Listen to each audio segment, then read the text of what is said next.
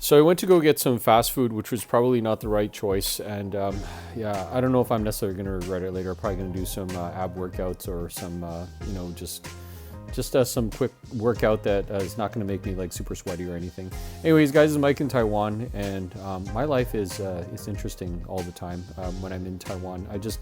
I kind of go out and I do the things that I want to do, especially now. But in 2 days, I'm going to have to get back to the regular, the regular agenda, the regular schedule, I guess, and that's what it is, right? If anybody doesn't know, like teaching English in Taiwan, that's my job right now. It's pretty easy. Hopefully I can switch over to something else later. A lot of people are like looking at stuff like tech, and tech is it's kind of weird right now because we have that whole thing with AI too. Because what is going to happen necessarily in the near future, I don't really know either, right? And especially with like English teaching jobs, a lot of people think that English teaching jobs are going to be around for a long time, but yes and no. The thing is that, obviously humans prefer to interact with humans.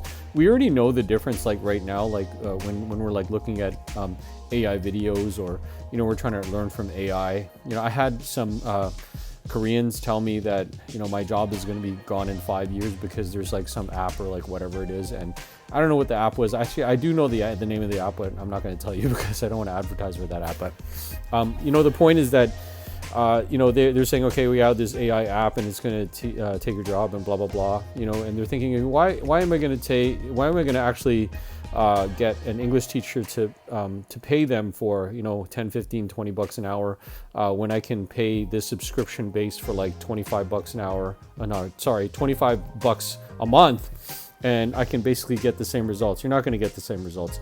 I did that. I was actually using this AI thing, and it was just for learning for Chinese Mandarin, right? And my subscription actually is done already. But it was nothing like a real person. I'm probably, maybe today, tomorrow or something, I'm going to be scheduling some lessons for learning Chinese Mandarin with a person. Actually, I just prefer that. For now, I think we're not really in the stage where AI can just like take over a person's job, unless it's like something like chatbots or something like, for example, customer service, where you're trying to get the information out of something. Then yeah, definitely it's perfectly fine for that, right?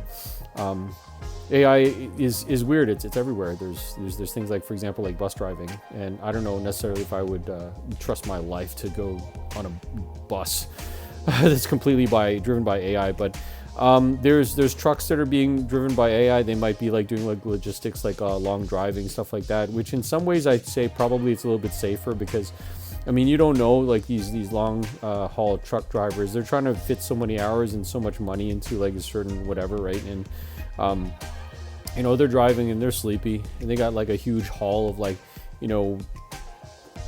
don't even know, like 10 tons or like whatever on the back of their rig. And you're going to be trusting you're driving your family and your little car, and then he's got this 20-ton rig, like, and you don't know what's going to happen, right? So I'm all about safety. I already know that in Canada, probably in Toronto or something, is they have like an AI for the subway, and it's basically to drive the subway around, and that's fine, because basically you're just driving it up and down the track and stuff like that.